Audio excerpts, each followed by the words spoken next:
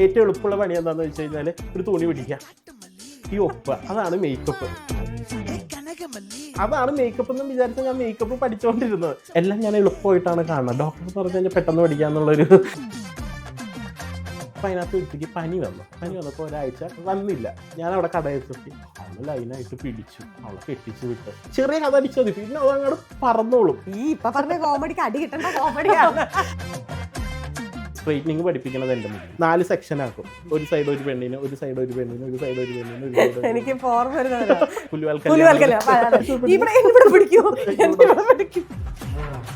പെട്ടെന്ന് എനിക്ക് ഹ്യൂമർ വരും. അതിനാണ് ഏറ്റവും കൂടുതൽ അടിയും കിട്ടിയേക്കുന്നത് +2. പിന്നെ ഞാൻ ഒരാളുടെ കീഴിൽ വർക്കും ചെയ്യില്ല. ഒന്നല്ലെങ്കിൽ ആ കട പൂട്ടിക്കും, അല്ലെങ്കിൽ ഞാൻ ഇങ്ങോട്ട് പോരും.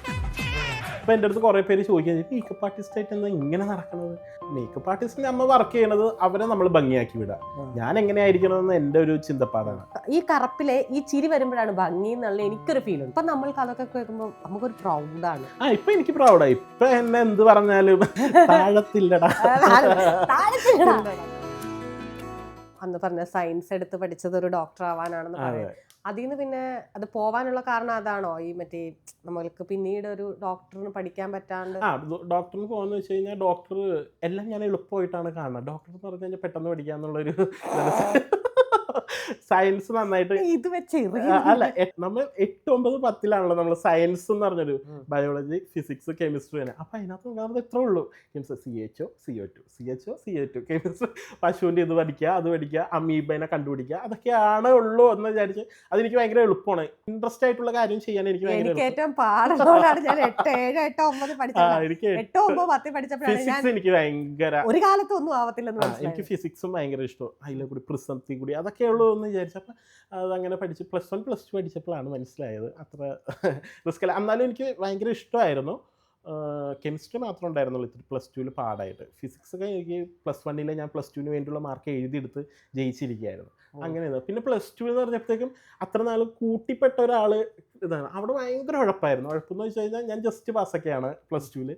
അപ്പോൾ ഉഴപ്പെന്ന് വെച്ചാൽ കൂട്ടുകാരെന്ന് വെച്ചാൽ എവിടെ പോയില്ലെങ്കിലും +2 ഞാൻ ക്ലാസ്സിൽ പോയിരിക്കും. ഞാൻ പോണ രസമാണ്. നമ്മൾ കാത്തിക്കുന്ന കുറേ കൂട്ടുകാരുണ്ടല്ലോ, അവരെ കാണുമ്പോൾ പോകും നമ്മൾക്ക് വേണ്ടി കാത്തിക്കുന്ന കുറേ കൂട്ടുകാർ. കുറച്ച് മനുഷ്യരുടെ ഇടയിലേക്ക് മനുഷ്യരുടെ ഇടയിലേക്ക് ഒരിക്കലും അവിടെ ഞാനൊരു ജെൻഡർ കണ്ടിട്ടില്ല കേട്ടോ. പെണ്ണുങ്ങളായിട്ടും ആണുങ്ങളായിട്ടും നമ്മളെ വേണ്ടി ഞാൻ പെട്ടെന്ന് കഥയുണ്ടാക്കും. അപ്പോൾ നമ്മളിപ്പോൾ പറയാൻ പാടില്ലെന്ന് അറിയില്ല. അപ്പോൾ നമ്മളെ കൂട്ടുകാർ ഗ്യാങ്സ് ഉണ്ട്. അപ്പോൾ അതിനകത്ത് ഒരുത്തേക്ക് പനി വന്നപ്പോൾ ഒരാഴ്ച പെണ്ണാണേ വന്നില്ല. അപ്പം ഞാൻ പറഞ്ഞു, ഞാൻ അവിടെ കടയിൽ എത്തി, അവൾ ലൈനായിട്ട് പിടിച്ചു, അവളെ കെട്ടിച്ചു വിട്ട്. അവൾ പോയി, എനിക്ക് പഠിത്തം നിർത്തിയപ്പോൾ ഒരു ദിവസം അവൾ ബസ് ഇറങ്ങി ഇങ്ങനെ വന്നപ്പോൾ എല്ലാവരും ഇവിടെ നോക്കണം ഇങ്ങനെ. അന്നത്തെ ടൈമിൽ ചെറിയ കഥ അടിച്ചാൽ മതി, പിന്നെ അതങ്ങോട്ട് പറന്നോളും. അങ്ങനെയാണല്ലോ. അപ്പോൾ അങ്ങനെ പെട്ടെന്ന് കഥ അതൊക്കെ ഹ്യൂമർ സെൻസ് ആയിട്ട് ചെയ്യാനായിട്ടും അത് പെട്ടെന്ന് എനിക്ക് ഹ്യൂമർ വരും. അതിനാണ് ഏറ്റവും കൂടുതൽ അടിയും കിട്ടിയേക്കണത് +2. അല്ല, ഈ ഇപ്പൊ പറഞ്ഞ കോമഡിക്ക് അടി കിട്ടേണ്ട കോമഡിയാണ്. അല്ല, ഈ കല്യാണം കഴിഞ്ഞു പോയെന്ന് പറയാം. അപ്പൊ അതൊക്കെ ഒരു രസം. പിന്നെ ടീച്ചർമാരുടെ അടുത്തായാലും പെട്ടെന്ന് കോമഡി പറയാനും, സീരിയസ് ആയിട്ടുള്ള ടീച്ചർമാരുടെ കോമഡി, എണീറ്റ് നിന്ന് ബാക്ക് ബെഞ്ചിൽ ഇരുന്നിട്ട് ഒരു ഓളമൊക്കെ ഉണ്ടാക്കാനും, തగ్గടിച്ച് അങ്ങനെ ഒച്ചപ്പാട് ഉണ്ടാക്കാനൊക്കെ അതൊക്കെ അവിടെ അതെന്ന് വെച്ച് കഴിഞ്ഞാൽ പൊട്ടി വന്നപ്പോൾ ഇതായിരുന്നല്ലേ ലൈഫ് എന്നുള്ളൊരു ടൈമിൽ തോന്നിയ ഒരു ഇതാണ്. അവിടെ തൊട്ട് പിന്നെ നല്ല രസമായിരുന്നു. ഇപ്പൊ ഈ മേക്കപ്പില് ഇപ്പം ചാനലിലും വർക്ക് ചെയ്യുന്നുണ്ട്, സിനി ഫീൽഡില് സീരിയൽ ആർട്ടിസ്റ്റ്. സിനിമ വർക്ക് ചെയ്യുന്നത് ഞാൻ ഫ്രീലാൻസറാണ്. ചാനലിൽ ഹെയർ സ്റ്റൈലിസ്റ്റ് ആയിട്ടാണ് വർക്ക് ചെയ്യുന്നത്. അതൊരു ചാനൽ ഫ്രീലാൻസ് ആയിട്ട് വിളിക്കുമ്പോൾ നമ്മൾ ഹെയർ സ്റ്റൈലിങ്ങിന് പോകുന്നു, അത് ചെയ്യുന്നു. അല്ലാണ്ട് മേക്കപ്പ് ചെയ്യുന്നുണ്ട്. എന്റെ മുഖം എന്നെയൊക്കെ ഒന്ന് സെറ്റാക്കി തരുന്നു. അതൊക്കെ സെറ്റ് ആയിരുന്നു. നമ്മുടെ ഫ്രണ്ടിലിരിക്കുന്ന എല്ലാവരും നമ്മുടെ സെലിബ്രിറ്റീസ്. അതുകൊണ്ടാണ് ഞാൻ അങ്ങനെ ഒരു സെലിബ്രിറ്റിയുടെ കൂടെ ഞാൻ അങ്ങനെ പോകില്ല. അതാണ് ഒന്നാമത്തെ കാര്യം. മേക്കപ്പ് ഫീൽഡിൽ വരാൻ വേറൊരു കാര്യം കൂടിയുണ്ട്. ഞാൻ അതിന് മുമ്പ് കൊറിയറിൻ്റെ ഒരു ഓഫീസിൽ വർക്ക് ചെയ്തിട്ടുണ്ടായിരുന്നു. എനിക്കൊരു 2 ആഴ്ച സ്ഥിരം കാണുന്ന ആൾക്കാരെ കണ്ട് സ്ഥിരം പോകുന്ന സ്ഥലത്ത് പോയി കഴിഞ്ഞാൽ എനിക്ക് എന്നെ മടുക്കും. അതൊന്നാമത്തെ കാര്യം. അപ്പോൾ അങ്ങനത്തെ പിന്നെ ഞാൻ ഒരാളുടെ കീഴിൽ വർക്കും ചെയ്യില്ല. ഒന്നല്ലെങ്കിൽ ആ കട പൂട്ടിക്കും, അല്ലെങ്കിൽ ഞാൻ ഇങ്ങോട്ട് പോരും. അങ്ങനെ ആയിരിക്കും ചെയ്യണത്. കാരണം ഞാൻ ചെല്ലുമ്പോൾ ഭയങ്കര ആത്മാർത്ഥമായിട്ട് എൻ്റെ ഒരു ഇതാണ്, ഞാൻ ഭയങ്കര ആത്മാർത്ഥതയായിട്ട് നിൽക്കും. പിന്നെ കുറേ നേരം കണ്ട് ഇയാളെ കണ്ട് മതിയേ പറഞ്ഞ് ഇങ്ങോട്ട് ഞാൻ തിരിച്ചു അങ്ങനത്തെ. അപ്പോൾ അതുകൊണ്ട് തന്നെ എനിക്ക് എൻ്റേതായിട്ടുള്ള ഒരു ഫീൽഡ് തിരഞ്ഞെടുക്കണമെന്ന് അപ്ലൈ ഉണ്ടായിരുന്നു, ചെറുപ്പം തൊട്ടേ ഉണ്ടായിരുന്നു. അങ്ങനെയാണ് മേക്കപ്പ് അല്ല ഫീൽഡ്. ഈ പറയുന്ന ചെറിയ ക്ലാസ് മുതലേ പേപ്പർ ഇടാൻ പോകുമായിരുന്നു? അല്ല, 10ാം ക്ലാസ് കഴിഞ്ഞിട്ടാണ് പേപ്പർ ഇടാൻ പോകാൻ തുടങ്ങിയത്. അതിന് മുമ്പ് വരെ പേപ്പർ ഇടാൻ പോകുന്നുണ്ടായിരുന്നില്ല. 10ാം ക്ലാസ് കഴിഞ്ഞതിന് ശേഷമാണ് 10ൻ്റെ എക്സാം കഴിഞ്ഞ് പിറ്റേ ദിവസം തൊട്ട് പേപ്പർ ഇടാൻ പോകുന്നുണ്ടായിരുന്നു, കാറ്ററിംഗ് വർക്കിന് പോകുന്നുണ്ടായിരുന്നു.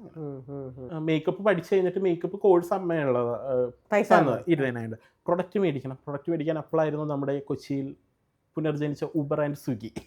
അതിന് ഓടിക്കും. അത് രാത്രി എന്ന് വെച്ച് കഴിഞ്ഞാൽ അപ്പോൾ കൊറിയറുടെ ഓഫീസിൽ പോകുമായിരുന്നു. അതായത് കൊറിയറുടെ ഓഫീസിൽ 2 മണി വരെ ഉള്ളൂ, 9 മണി തൊട്ട് 2 മണി വരെയാണ് ഓഫീസ് ഷിഫ്റ്റ്. അപ്പോൾ അത് കഴിഞ്ഞ് കഴിഞ്ഞിട്ട് മേക്കപ്പ് പഠിക്കാൻ പോകും. മേക്കപ്പ് 2 മണി തൊട്ട് 1 മണിക്കൂർ 2 മണിക്കൂർ ക്ലാസ്സാണ്. മേക്കപ്പ് പഠിച്ചു കഴിഞ്ഞിട്ട് അത് കഴിഞ്ഞ് വീട്ടിൽ വന്നിട്ട് ഉബർ ഓടിക്കാൻ പോകും, രാത്രി 3 മണി വരെ ഉബർ. അന്നെന്ന് വെച്ചാൽ ഉബർ വന്നോളൂ. അപ്പോൾ നല്ല ഇൻകമാണ് നമുക്ക്. മാസം തന്നെ ഒരു 10-23,000 രൂപ തന്നെ നമുക്ക് ഉബർ ഓടിച്ച് കിട്ടും. മറ്റേ ഇതിൽ നിന്ന് 7,000 രൂപ ഉണ്ടായിരുന്നുള്ളൂ DTDC. അപ്പോൾ നമുക്ക് അപ്പോൾ തന്നെ ഞാൻ പഠിച്ചുകൊണ്ടിരിക്കുമ്പോൾ തന്നെ പ്രൊഡക്റ്റുകളെല്ലാം മേടിച്ചു. അതൊരു അബദ്ധമായിരുന്നു കേട്ടോ. പ്രൊഡക്റ്റുകളെല്ലാം മേക്കപ്പിൻ്റെ പ്രൊഡക്റ്റ് പറയണതൊക്കെ മേടിച്ചു വെച്ചു. പക്ഷെ നമുക്ക് അത് വേണ്ട. നമുക്ക് എല്ലാം പഠിച്ചു കഴിഞ്ഞിട്ട് നമ്മൾ പഠിപ്പിക്കണ പോലെ അല്ല നമ്മൾ ഫീൽഡിലേക്ക് ഇറങ്ങുമ്പോഴുള്ളതും വേറെ കാര്യം. നമുക്ക് എല്ലാ പ്രൊഡക്റ്റും പഠിപ്പിക്കണം എന്ന് വെച്ചാൽ അവരൊരു 10 വർഷമായിട്ട് ആ ഒരു സിലബസ് തന്നെ ആയിരിക്കും.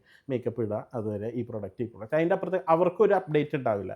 പക്ഷേ കാലം പറഞ്ഞതനുസരിച്ച് ഇപ്പോൾ അപ്ഡേറ്റ്. അത് കാരണം കുറേ മേക്കപ്പ് ആർട്ടിസ്റ്റുകളോടൊപ്പം വർക്കും ചെയ്ത് ഹെയർ സ്റ്റൈലിസ്റ്റ് ആയിട്ടാണ് മിക്കവരും എന്നെ അറിയണത്. ഹെയർ സ്റ്റൈലിങ്ങിനാണ് കൂടുതലും പോയാക്കണത്. അതുകൊണ്ട് തന്നെ ഒരുപാട് സെലിബ്രിറ്റി മേക്കപ്പ് ആർട്ടിസ്റ്റിൻ്റെ ഒപ്പം വർക്കും ചെയ്തിട്ടുണ്ട് ഹെയർ സ്റ്റൈലിങ് ചെയ്യാൻ വേണ്ടി. അപ്പോൾ അവരുടെ ഇതും കണ്ട് അങ്ങനെ ഇതായി മേക്കപ്പ്. ഇപ്പം മേക്കപ്പാണ്, ഷാർഡ് മേക്കപ്പ് കൊണ്ടാണ്. ഈ ഹെയർ എപ്പോഴെങ്കിലും മറ്റേ സ്ട്രൈറ്റ് ചെയ്യണം തോന്നിയിട്ടുണ്ട്? സ്ട്രൈറ്റ് ചെയ്തിട്ടുണ്ട്. മേക്കപ്പ് പഠിപ്പിച്ചുകൊണ്ടിരുന്നത് ഞാൻ മേക്കപ്പ് പഠിക്കാൻ പോയ സ്ഥലത്ത് ഞാൻ അവിടെ വർക്കിന് കയറി. അവിടെ കോഴ്സ് പഠിച്ചിട്ട് തന്നെ എന്നെ എന്തോ കണ്ടിട്ട്, അതാണ് ഞാൻ പറഞ്ഞത്, ഞാൻ ഭയങ്കര ആത്മാർത്ഥതയുടെ നിറകുടമാവെന്ന് പറഞ്ഞില്ല. നിറകുടമാകുമ്പോഴത്തേക്കും അത് കാണുമ്പോൾ കൊള്ളാം. അപ്പോൾ എന്നെ അവിടെ പിടിച്ച് അപ്പം കൊറിയറിൻ്റെ ജോലി നിർത്തിയിട്ട് അവിടെ പിള്ളേർക്ക് സാധനങ്ങൾ, അതായത് തിയറി അല്ല പ്രാക്ടിക്കൽ പഠിപ്പിക്കാൻ വേണ്ടി വരുമ്പോഴത്തേക്കും പിള്ളേരെ പഠിപ്പിക്കണം, ഇങ്ങനെ പറഞ്ഞു കൊടുക്കാനൊക്കെ ആയിട്ട് അവിടെ നിന്നിട്ടുണ്ട്. അപ്പോൾ അവിടെ പിള്ളേരെ പഠിപ്പിക്കാൻ വരുമ്പോഴത്തേക്കും ഈ സ്ട്രൈറ്റനിങ് പഠിപ്പിക്കുന്നത് എൻ്റെ മുടിയില്ല മൊത്തം ഇരുന്ന്.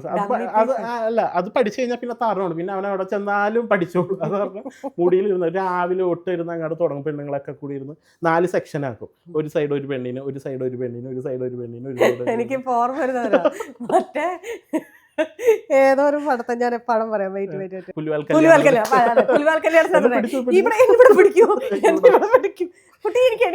അതേപോലെയാണ്. അത് നമ്മിങ്ങനെ ഇരുന്ന് കൊടുക്കും, ഇതിങ്ങനെ അയൺ ചെയ്ത് രസം. പക്ഷെ അയൺ ചെയ്ത മുടി എനിക്ക് അങ്ങനെ വന്നിട്ടില്ല. ഇത് തന്നെയാണ് രസം. അല്ല, ഇതൊരു രസമുണ്ട്, നല്ല രസം. പിന്നെ പരീക്ഷണം ചെയ്ത എന്താണെന്ന് വെച്ചാൽ മുടി വെട്ടി ഒരു 9 വർഷത്തിന് ശേഷം മുടി വെട്ടിയിട്ട് കളർ ചെയ്ത് കുറേ.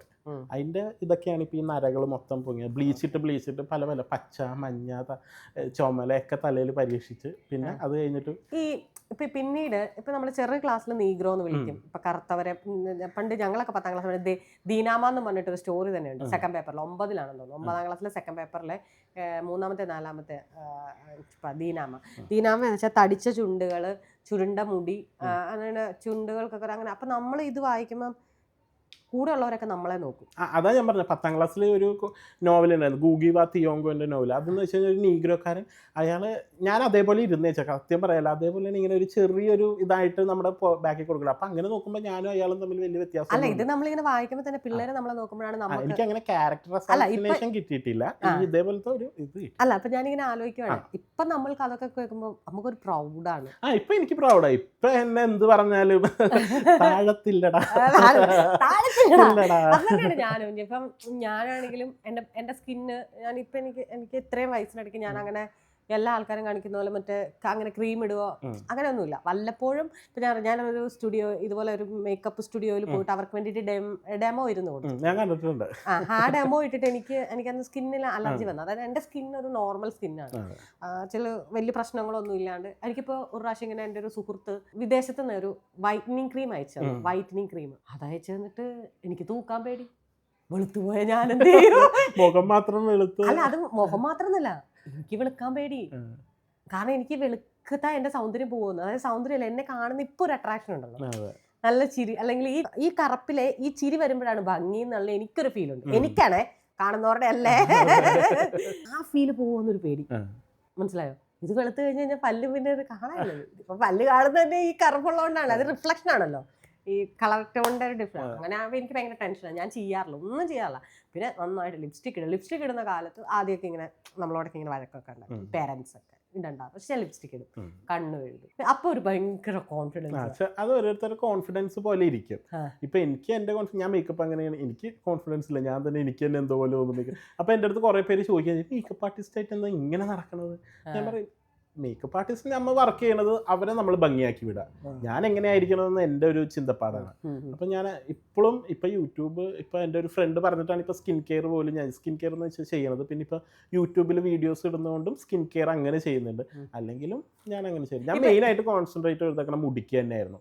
മുടിക്ക് എല്ലാ മാസവും സ്പാ ചെയ്യും. മുടിക്ക് വേണ്ടി തന്നെ ഒരു ഷാമ്പൂ, കണ്ടീഷണർ അത് കണ്ടിന്യൂസ് ആയിട്ട് മേടിച്ച് വെക്കണം. അത് മുടി എന്താണോ വെറുക്കപ്പെട്ടത് മുടിയാണ്. മുടീനെ ഞാൻ ചോദിച്ചു വന്നത് തന്നെയാണ്. ഇപ്പൊ നമുക്ക് ഞാൻ പറഞ്ഞില്ലേ, കറുത്ത ആളുകൾ ഭയങ്കര ഉന്നതിയിലൊക്കെ നിൽക്കുമ്പോ ആടാ നമ്മള് മനസ്സിലായി, നീഗ്രോസ് ഒക്കെ കാണുമ്പോ കറുത്ത മോഡൽസിനാണ് ഭയങ്കര വേൾഡ് മാർക്കറ്റില് ഇതുള്ളത്. നമുക്ക് ഭയങ്കര ഹാപ്പിനെസ് ആണ്, നമ്മൾ അതിൽ വൺ ഓഫ് ദം ആണല്ലോ എന്നുള്ള ഒരു ഫീല് ഭയങ്കരമായിട്ടുണ്ട്. അത് ഭയങ്കര ഭയങ്കര ഇഷ്ടമാണ്. ഇപ്പൊ അമ്മയൊക്കെ ഹാപ്പിയാണോ ഈ മേക്കപ്പ് ഫീൽഡില്? അതെ അതെ, ഹാപ്പിയാണ്. അമ്മേനെ മേക്കപ്പ് ട്രൈ ചെയ്തോ? അമ്മേനെ മേക്കപ്പ് ട്രൈ ചെയ്യാൻ എനിക്കങ്ങനെ തോന്നിയിട്ടില്ല. ചെയ്ത് കൊടുക്കാറുണ്ട്, മുടിയൊക്കെ കെട്ടി കൊടുക്കാറുണ്ട്. മേക്കപ്പ് എനിക്ക് അങ്ങനെ അമ്മേനെ ചെയ്യണമെന്ന്, അമ്മ ഭയങ്കര ബ്യൂട്ടി ആണെന്ന് എനിക്ക് തന്നെ തോന്നിയിട്ടുണ്ട്. അത് മതി, ആവശ്യമില്ലാത്ത ആവശ്യമുണ്ടെങ്കിൽ ഞാൻ ചെയ്ത് കൊടുക്കും. അമ്മ ബ്യൂട്ടി ആണോ അതുകൊണ്ട് അമ്മയ്ക്ക് മേക്കപ്പ് വേണ്ട, തന്നെയാണ് എന്റെ കൺസെപ്റ്റ്. ഭയങ്കര ബ്യൂട്ടിയാണ്, എനിക്ക് മേക്കപ്പിന്റെ ആവശ്യമില്ലല്ലോ എന്നുള്ളത്. അല്ല ശരിയാണ്. മുടി കെട്ടിക്കൊടുക്കാന്ന് എങ്ങനെയാ കെട്ടിക്കൊടുക്കുന്നത്? സ്റ്റൈലിങ് ചെയ്യാലോ. മുടി ഇപ്പൊ നമുക്ക് എങ്ങനെയാണെങ്കിലും സ്റ്റൈൽ ചെയ്യാം. എൻ്റെ അമ്മയുടെ മുടിയും ചുരുണ്ടിട്ടാ, അപ്പോൾ വേണമെങ്കിൽ ഒന്ന് അയണൊക്കെ ചെയ്തു. പക്ഷെ നമുക്ക് ചേരില്ല. നമുക്കത് ഞാൻ ഒരു ഫംഗ്ഷന് വേണ്ടിയിട്ട് ഈ ബണ്ണ് കെട്ടിക്കൊടുത്തു. പുള്ളിക്കാരത്തേക്ക് കോൺഫിഡൻസ്, പുള്ളിക്കാരത്തേക്ക് എങ്ങനെ മുടി പറത്തി. അതെന്താണെന്നറിയോ, നമുക്ക് വെച്ചുകെട്ടൽ പോലെ തോന്നും. അതാണ്. പിന്നെ നമുക്ക് എന്താണെന്ന് വെച്ചാൽ ഇത്തിരി വണ്ണമൊക്കെ ഉണ്ട്, അപ്പം തല ചെറുതായി പോയോ എന്നൊരു കൺഫ്യൂഷൻ. അപ്പം പിന്നെ നമ്മൾ അത് അങ്ങനെ ചെയ്തു. അതുപോലെ ഡ്രസ് സെൻസ് നല്ല രസമുണ്ട്. Thank you. ഞാൻ പാൻറ് തയ്ച്ചിടുന്നതും, ഞാൻ എല്ലാ ഡ്രസ്സും തയ്ച്ച തുണി എടുത്തിട്ട്, അതെല്ലാവരും പറയാറുണ്ട് കിരണിൻ്റെ ഒരു കോസ്റ്റ്യൂം വേറെ. എന്ന് വെച്ച് കഴിഞ്ഞാൽ ഈ ഫീൽഡ് എനിക്ക് കോസ്റ്റ്യൂം എനിക്ക് ഏറ്റവും ഇഷ്ടമുണ്ടായിരുന്നത്, ഏറ്റവും കൂടുതൽ ഞാൻ പൈസ ചിലവാക്കിയേക്കണത് ചെരുപ്പിനും ഡ്രസ്സിനും വേണ്ടിയിട്ടായിരിക്കും. എനിക്ക് ഒരു ഇടയ്ക്ക് ഒരു 32 ചെരുപ്പെങ്കിലും ഉണ്ടായിരുന്നു. എനിക്ക് ഒരേ കോസ്റ്റ്യൂമിനനുസരിച്ച് ഡ്രസ്സ്. ഞാൻ ITI പഠിക്കുമ്പോൾ പോലും ഒരേ ദിവസം ഒരേ ചെരുപ്പിട്ടുണ്ടാവണം. അപ്പോൾ ആൾക്കാർ ഇങ്ങനെ നോക്കും, ഇതെന്താ പുലിമുരുകന്റെ ചെരുപ്പില്ലേ, അതുവരെ ഉണ്ട് എൻ്റെ കയ്യിൽ. അതൊക്കെ ഞാൻ മേടിച്ചു വെച്ചിട്ടുണ്ട്. ചെരുപ്പ് ഇപ്പം അങ്ങനെ ചെരുപ്പൊന്നുമില്ല, ഇപ്പം എന്തെങ്കിലും കിട്ടുമ്പോൾ പോയാൽ അതൊരു കാലഘട്ടം ഇത് പറയുമ്പോൾ ഞാൻ എൻ്റെ 7ാം ക്ലാസ് പോലെ ഹൈ ഹീൽ ഇട്ട് കിടക്കും. അപ്പോഴേ ഹൈ ഹീലിലൊക്കെ വരുന്നത് നമ്മുടെ നാട്ടിൻ പുറത്തേക്ക് എത്തുന്നത്. അതിന് മുന്നേ ഉണ്ട്. ഞാൻ 7ാം ക്ലാസ് പോലെ ഹൈ ഹീലില്ലേ പോകത്തില്ല, സ്കൂളിൽ പോകത്തില്ല, ഞാൻ ഇട്ടുകൊണ്ട് നടക്കുള്ളായിരുന്നു. ഒരു ഡിഗ്രി ഒക്കെ കഴിഞ്ഞ് കഴിഞ്ഞപ്പോ റബ്ബർ ചെരുപ്പ് ഒന്ന് കൊണ്ടുപോയാൽ മതി. അത് ഞാൻ പണ്ടെപ്പോഴും എല്ലാവരും ചെരുപ്പ് നോക്കും. ചെരുപ്പ് നല്ല വെറൈറ്റി ചെരുപ്പൊക്കെ അപ്പോൾ തന്നെ അത് ഞാൻ വേഗം ആമസോണിൽ ബുക്ക് ചെയ്യും, അപ്പോൾ തന്നെ മേടിക്കും. അങ്ങനെ കുറേ ചെരുപ്പ്. പിന്നെ ചെരുപ്പ് വെറൈറ്റി ചെരുപ്പിടാൻ എനിക്ക് ഭയങ്കര ഇഷ്ടമായിരുന്നു. അപ്പോൾ ഇങ്ങനെ ഓൺലൈനിൽ പല സൈറ്റിൽ കയറും. ഇങ്ങനെ ഒരേ സൈറ്റിൽ കയറി കിട്ടാത്ത സൈറ്റൊക്കെ ഉണ്ടല്ലോ, ചില സൈറ്റൊക്കെ നമുക്ക് ഹിഡൻ സൈറ്റൊക്കെ ഉണ്ടല്ലോ, അതിനകത്തൊക്കെ കയറി അതിനകത്തുള്ള ചെരുപ്പൊക്കെ മേടിച്ച് അങ്ങനെ കുറേ ചെരുപ്പ് ക്രേസ് ഉണ്ടായിരുന്നു കുറേ. ഇപ്പോഴത്തെ ക്രേസ് മോതിരങ്ങൾ മേടിക്കുക, മാല മേടിക്കുക, അങ്ങനത്തെ കുറേ ക്രേസുകളാണ് ഇപ്പം അങ്ങനത്തെ ഉള്ളൂ. ഇപ്പം ചെരുപ്പ് ഇപ്പം ഏതായാലും ഇട്ടോട്ട് പോയി. ഇപ്പം ചെരുപ്പ് എന്ന് വെച്ച് കഴിഞ്ഞാൽ ഞാൻ ഷൂ ഇടില്ല. ഷൂ എന്ന് വെച്ച് കഴിഞ്ഞാൽ എനിക്ക് അലർജിറ്റിക് ആയതുകൊണ്ട് ഞാൻ ഏത് കല്യാണ ഫംഗ്ഷനോ അതിന് നല്ല ഡ്രസ്സ് ഇട്ടിട്ട് വള്ളിച്ചെരുപ്പിട്ടുണ്ട്. ഞാൻ വള്ളിച്ചെരുപ്പേ ഇടുള്ളൂ. ഒട്ടിക്കുന്ന ചെരുപ്പ് എനിക്കിടെ കുനിഞ്ഞിടണം. ഇപ്പോൾ വയറൊക്കെ ഉള്ള കാരണം കുനിഞ്ഞിടാനും ബുദ്ധിമുട്ട്. അപ്പോൾ എപ്പോഴും അപ്പോൾ ഇപ്പോൾ എല്ലാവരും ചോദിക്കും, നീ ഇത്രയും ഇതായിട്ട് ഷൂ മേടിച്ചാൽ തന്നെ ഒരു പ്രാവശ്യം ഇടും, അത് ഞാൻ അവിടെ വലിച്ചിടും. ചിലപ്പോൾ എൻ്റെ കസിൻ ചേട്ടൻ കൊണ്ടുപോകും. അങ്ങനെയൊക്കെയാണ്. അമ്മയുടെ പേര് പറഞ്ഞില്ല? രേണുക. നല്ല പേര്, രേണുക. പിന്നെ കല്യാണം ഇപ്പോൾ വീട് പണി കഴിഞ്ഞിട്ട് 3 വർഷമായി. കുറച്ച് സാമ്പത്തിക ഒന്ന് ഞാൻ പറഞ്ഞില്ലായിരുന്നു, ഒട്ടും ഇത് ഇത് ഇല്ലാത്ത ടൈമിലാണ് വീട് പണി. എങ്ങനെയൊക്കെയോ നടന്നു, എങ്ങനെയൊക്കെയോ ഇതായിരുന്നുള്ളൂ. അപ്പോൾ അതിൻ്റെ കുറച്ച് കടകൾ വന്നിട്ടുണ്ട്. അപ്പോൾ അതൊക്കെ ഒന്ന് മാറിയിട്ട് കല്യാണം. പിന്നെ ഒരു ചേട്ടനുണ്ട്, ചേട്ടൻ്റെ കല്യാണം കഴിഞ്ഞിട്ട് വേണം. കിരൺ ഒറ്റ മോനല്ല, അല്ല കസിൻ ചേട്ടൻ, അതായത് അമ്മയുടെ ചേട്ടൻ്റെ. അപ്പോൾ പിന്നെ ഇപ്പോൾ അമ്മൂമ്മ മരിച്ചിട്ട് 1 വർഷം കഴിഞ്ഞിട്ടുള്ളൂ, അമ്മയുടെ ചേട്ടൻ മരിച്ചിട്ട് 1 വർഷം. അപ്പോൾ അതിൻ്റെയൊക്കെ ഇതൊക്കെ കഴിഞ്ഞിട്ട് ആയിരിക്കും. പിന്നെ കല്യാണത്തിനെ പറ്റി പണ്ടൊക്കെ എനിക്ക് ഭയങ്കര ഇതുണ്ടായിരുന്നു. കല്യാണം ഇങ്ങനെ വലിയ ഹോളിൽ എന്ന് വെച്ച് കഴിഞ്ഞാൽ അത്ര സമയത്തുള്ള നല്ല ഹോളിൽ നല്ല ഇതുപോലെ നല്ല ഇതൊക്കെ. ഇപ്പം അങ്ങനെയൊന്നുമില്ല. കാരണം കല്യാണ വർക്ക് കുറേ കണ്ട ഒരാളായതുകൊണ്ട്. ഇപ്പോൾ ഒരു 8 വർഷമായല്ലോ മേക്കപ്പ് ഫീൽഡിൽ. ഒരുപാട് കല്യാണ വീട്ടിൽ പോയിട്ട് ചെറുതും വലുതുമായിട്ടുള്ള കുറേ കല്യാണ വീട്ടിൽ പോയി കണ്ടിട്ട് ഇപ്പം അങ്ങനെയൊന്നുമില്ല. 2 പേപ്പറിൽ ഒപ്പിടുക, 2 മാല. പിന്നെ എൻ്റെ ഫ്രണ്ട്സിനും വീട്ടുകാർക്കും നല്ല ഭക്ഷണം കൊടുക്കുക. അതെപ്പോഴും എൻ്റെ ചെറുപ്പം തൊട്ടുള്ള അത് എൻ്റെ അമ്മൂമ്മയുടെ നിന്ന് പഠിച്ചൊരു കാര്യം. ഭക്ഷണം ഞാൻ നല്ലപോലെ ഭക്ഷണം കഴിക്കും, ഭക്ഷണം ഉണ്ടാക്കും, ഭക്ഷണം എല്ലാവർക്കും കൊടുക്കും. അത് ഇപ്പോൾ വീട്ടിൽ വന്നാലും എൻ്റെ കൂട്ടുകാരന്മാരുടെ അടുത്തൊക്കെ ചോദിച്ചു കിരണിൻ്റെ വീട്ടിൽ നിന്ന് ഞങ്ങൾ രാവിലെ ഒന്നും കഴിക്കാണ്ടാണ് കേട്ടോ വന്നത് വീട്ടിലോട്ട് അങ്ങനെ പറയും. അപ്പോൾ വന്നു നമ്മളൊരു ഫുഡ് ഉണ്ടാക്കും ഒന്നല്ലെങ്കിൽ മേടിച്ചെങ്കിലും കൊടുക്കും. ഹോട്ടലിൽ ഫുഡ് കൊടുക്കുക എന്നുള്ളത് ഭയങ്കര ഇമ്പോർട്ടൻ്റാണ്. അത് അവർ മനസ്സറിഞ്ഞ് കഴിക്കുക എന്നുള്ളത് ഭയങ്കര ഇമ്പോർട്ടൻ്റ്. അത് ഭയങ്കര ഇതാണ്. ഇത് കഴിഞ്ഞിട്ട് നിങ്ങൾക്ക് ഇന്നലെ ഞാൻ ഉണ്ടാക്കിയ വ്ളോഗിൻ്റെ പായസം തരുന്നു. ഞാൻ ജീവനോടെ ഉണ്ടെങ്കിൽ ഇത് ഇറക്കുന്നതായിരിക്കും. ഇല്ല കേട്ടോ, എനിക്കും ഞാൻ ഈ പറഞ്ഞതിൽ ഭയങ്കര ഇഷ്ടമുള്ള ഒരു കാര്യമാണ് എനിക്ക് ഫുഡ് ഉണ്ടാക്കുന്നത്. നമ്മളെല്ലാവരോടും പറയും കുക്കിംഗ് ആണ് പാഷൻ. കുക്കിംഗ് പാഷൻ ചുമ്മാ ഉണ്ടാക്കലല്ല, ഒരു കുഞ്ഞു സാധനം. ഞാനൊരു മുളക് ഇടിച്ചാൽ പോലും അത് മറ്റൊരാൾ ആസ്വദിച്ചിട്ട് അത് മനസ്സറിഞ്ഞ് അതെന്നിട്ട് സൂപ്പറാന്ന് പറയില്ല. അവർ പറയണ്ട, നമുക്ക് അറിയാം, ടേസ്റ്റിൽ അറിയാം.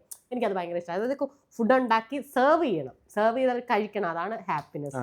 അത് ഞാൻ എൻ്റെ അമ്മൂമ്മയുടെ ആൻറ്റിയുടെ പഠിച്ചു. മൂത്ത ആൻറ്റി നല്ലപോലെ ഫുഡ് ഉണ്ടാക്കും എന്ന് വെച്ച് കഴിഞ്ഞാൽ ആൻറ്റിയുടെ വീട്ടിലേക്കൊക്കെ പോയി കഴിഞ്ഞാൽ ഒരു ഫംഗ്ഷന് ചെന്ന് കഴിഞ്ഞാൽ ഇത് മൊത്തം തിന്നില്ല ആൾക്കാർ.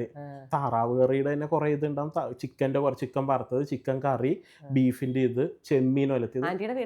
എളമക്കര. ആൻറ്റിയുടെ കസിൻസ് അല്ല, വൈപ്പില്ല. അപ്പോൾ അങ്ങനെ അത് കഴിച്ച് വളർന്ന കാരണം ഫുഡ് എപ്പോഴും എന്ത് ഇല്ലെങ്കിലും തുണി എടുക്കാൻ മേടിച്ചില്ലെങ്കിലും ഫുഡ് 1000 രൂപ കിട്ടിക്കഴിഞ്ഞാൽ 700 രൂപ ഫുഡിന് വേണ്ടിയായിരിക്കും ഞാൻ ചിലവാക്കുന്നത്. ഒരിടക്ക് കുഴിമന്തി ആയിരുന്നു, ഇപ്പം അങ്ങനെയല്ല. ഇപ്പം എന്ന് വെച്ച് കഴിഞ്ഞാൽ കൊച്ചിയിലുള്ള എല്ലാവിധ തട്ടുകടകളിൽ എന്നെ ചോദിച്ചാൽ മതി, എന്നെ അറിയാം. രാത്രി ഒരു 10 മണിക്ക് ശേഷം ഉണ്ട് വീട്ടിലൊക്കെ വന്നു കഴിയുമ്പോഴത്തേക്കും ഉറങ്ങുന്ന സമയത്ത് എണീക്കും, ഇടയ്ക്കൊന്ന് മൂത്രമൊഴിക്കാൻ എണീക്കുമ്പോൾ ഒരു വയറ് വിശപ്പ്, അപ്പം തന്നെ വണ്ടി എടുത്ത് ഇത് ഇവിടെ ചോദിച്ചു നോക്കിക്കോ. ഞാൻ ദോശ കഴിക്കാൻ പോണത് 2 മണിക്കാണ് ഇവിടെ കത്രക്കടവ് ജംഗ്ഷനിൽ തന്നെ. വിശന്ന് കഴിഞ്ഞാൽ വേറൊരാളാണ്, വിശന്ന് കഴിഞ്ഞാൽ ഫുഡ് കഴിക്കണം, അത് എല്ലാവരും പറയും. അപ്പൊ ഇപ്പൊ എന്റെ കൂട്ടാന്റെ വീട്ടിൽ പോയാലും വിശക്കുന്നുണ്ടോ? നിങ്ങൾ വന്നതിന് മുമ്പ് ഒരു 3 ദോശ, ഒരു ഓംപ്ലേറ്റും ഒരു ഗ്ലാസ് പായസം കുടിച്ചത്. അല്ല, ഞാൻ ഇപ്പൊ കൂട്ടാന്റെ വീട്ടിൽ ചെന്നാലും ഫസ്റ്റ് എനിക്കായിരിക്കും കിരണു കൊടുക്കുക. കാരണം ബാക്കി എല്ലാവരും ഇങ്ങനെ നാണിച്ച് ഇങ്ങനെ നമ്മൾ അങ്ങനെ നാണമൊന്നുമില്ല. നമ്മളെ വീട്ടിൽ ചെന്ന് കഴിഞ്ഞാൽ എൻ്റെ കമ്പനി എന്ന് വെച്ച് കഴിഞ്ഞാൽ എൻ്റെ കൂട്ടുകാരന്മാരിനെക്കാട്ടും കൂടുതൽ കമ്പനി അവരുടെ അമ്മമ്മമാര്, അമ്മച്ചിമാര്, ആൻറ്റിമാര്. അപ്പൊ അവരുടെ അവിടെ ഒരു ഫംഗ്ഷൻ, കിരൺ വന്നില്ല ഇന്ന്, കിരൺ എപ്പോ വരും എന്ന് വെച്ചാൽ മേക്കപ്പും ചെയ്യാം, അങ്ങനത്തെ ഒരു ഇതാണ്. അവിടെ ചെല്ലുമ്പോഴത്തേക്കും ഫുഡ് ഞാൻ ആസ്വദിച്ച് ചെയ്യും. അതപ്പോ കുറ്റവും പറയും ഞാൻ, കാര്യം പറഞ്ഞപ്പോട്ടെ. കഴിഞ്ഞ ദിവസം ഞാൻ എന്റെ സ്വന്തം വീട്ടിൽ പോയി. അപ്പൊ ചിക്കൻ കറി എനിക്ക് ഇഷ്ടപ്പെട്ടില്ല. അപ്പൊ വീട്ടിൽ കുറച്ച് ഗസ്റ്റ് വന്നിട്ടുണ്ട്. അപ്പൊ ഗസ്റ്റ് വരുമ്പോഴേ എനിക്കറിയാം വീട്ടിൽ എന്റെ അമ്മ ഉണ്ടാക്കണത്. അപ്പൊ ഞാൻ ചെന്നിട്ട് ഇങ്ങനെ കഴിച്ചോണ്ട് തന്നെ ഇരിക്കുക. ചെന്നതായത് ബാഗ് താഴെ വെച്ച് അപ്പൊ തന്നെ ചോറ് വിളമ്പി തിന്നുവാ. അപ്പൊ ഞാൻ ചോദിച്ചു, അമ്മയാണോ ഈ ചിക്കൻ ഉണ്ടാക്കിയത്? ഞാൻ അങ്ങനെയൊക്കെ ചോദിക്കുള്ളൂ, അമ്മയാണോ ചിക്കൻ ഉണ്ടാക്കിയത്? സമാധാനമൊന്നുമില്ല. അപ്പൊ അമ്മ പറഞ്ഞു, ഞാനാ എന്തോ അമ്മേ ചിക്കൻ മറ്റേ കാശ്മീരി മുളക് പൊടിയുടെ ചുമന്നിരിക്കുന്നു.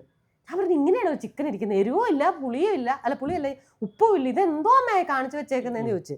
എന്നിട്ട് ഞാൻ അമ്മ പറഞ്ഞു, നീ കൂട്ടണ്ടെന്ന് പറഞ്ഞു. ദേഷ്യപ്പെടുമെന്ന് പറഞ്ഞു, നീ കൂട്ടണ്ടെന്ന്. പിന്നീടാണ് ഞാൻ അറിയുന്നത് വന്ന ഗസ്റ്റിൽ ആരോ ആണ് വെച്ചത്. അത് അവർക്ക് ഭയങ്കര ഇൻസൾട്ടായി, മനസ്സിലായോ? അതുകൊണ്ട് അവർ പിന്നീടും വന്നിരുന്നു. പിന്നീട് വന്നപ്പോഴും അവർ അമ്മയെ കൊണ്ട് ചെയ്യിപ്പിച്ചു, അമ്മ തന്നെ ചെയ്തു എന്ന് പറഞ്ഞു. അവരത് മനസ്സിൽ വെച്ചെന്ന്. ഞാൻ പറഞ്ഞ, അമ്മേ എൻ്റെ വീട്ടിൽ വന്ന് എൻ്റെ അമ്മയോടാണ് ഞാൻ പറയുന്നത്, അമ്മച്ചിയാണോ ഉണ്ടാക്കിയത്? കൊള്ളത്തില്ല, അത് എൻ്റെ അമ്മച്ചോട് എനിക്ക് പറയാലോ. ഗസ്റ്റിന്റെ മുന്നിൽ വെച്ചാണോ പറഞ്ഞെന്നുള്ളതൊക്കെയാണ് അമ്മ പറയുന്നത്. അമ്മ പറഞ്ഞു അങ്ങനെയൊന്നും പറയും. ഞാൻ പറഞ്ഞ, അമ്മച്ചി നിങ്ങൾ എല്ലാവരും ഇരുന്നപ്പോ അമ്മച്ചിയാണല്ലോ ഇവിടെ സ്വാഭാവികമായിട്ട് നിൽക്കുന്നതാണ്. അമ്മച്ചോട് ചോദിച്ചു, അമ്മച്ചോട് പറഞ്ഞു. നമ്മൾ ഈ പറയുമ്പോൾ ഉള്ളൊരു പറഞ്ഞില്ല, നമ്മൾ എവിടെ എന്ത് പറയണം എന്നുള്ളതിന്റെ ഒരു വലിയ അടിയായിരുന്നു എനിക്കത്. ഗസ്റ്റ് ആയിരുന്നെന്ന് എനിക്കറിയില്ല, ഗസ്റ്റ് വല്ലാണ്ടായിപ്പോയി. അതെന്റെ ഭാഗം. ഇപ്പൊ ആരുടെ അടുത്തായാലും പറയും അത് കൊള്ളൂലായിരുന്നു. ഞാൻ കഴിക്കേയില്ല, ഞാൻ കംഫർട്ടായിട്ടുള്ള ഫുഡ് മാത്രമേ ഞാൻ കഴിക്കുള്ളൂ. പക്ഷെ ഞാൻ ഓൾമോസ്റ്റ് എല്ലാം ഞാൻ കഴിക്കും. ഓക്കെ, അങ്ങനെ ഇനി നമ്മൾ ഈ സെക്ഷൻ നിർത്തിയിട്ട് കിരണിന്റെ എന്താ പറയാ അതിഭീകരമായിട്ടുള്ള മേക്കപ്പ് സ്റ്റുഡിയോയിലേക്ക് പോവാണ്.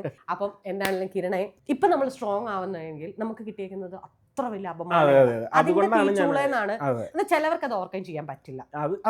ഇപ്പോഴും ആൾക്കാർ അതിലും ഡൗൺ ആയി പോകുന്നവരുണ്ട്. അതായത് ആ ട്രോമയിൽ നിന്ന് പുറത്തു വരാൻ പറ്റാതെ ആളുകളെ ഫേസ് ചെയ്യാൻ അങ്ങനെ ഒരാളാണ് എൻ്റെ ബ്രദർ.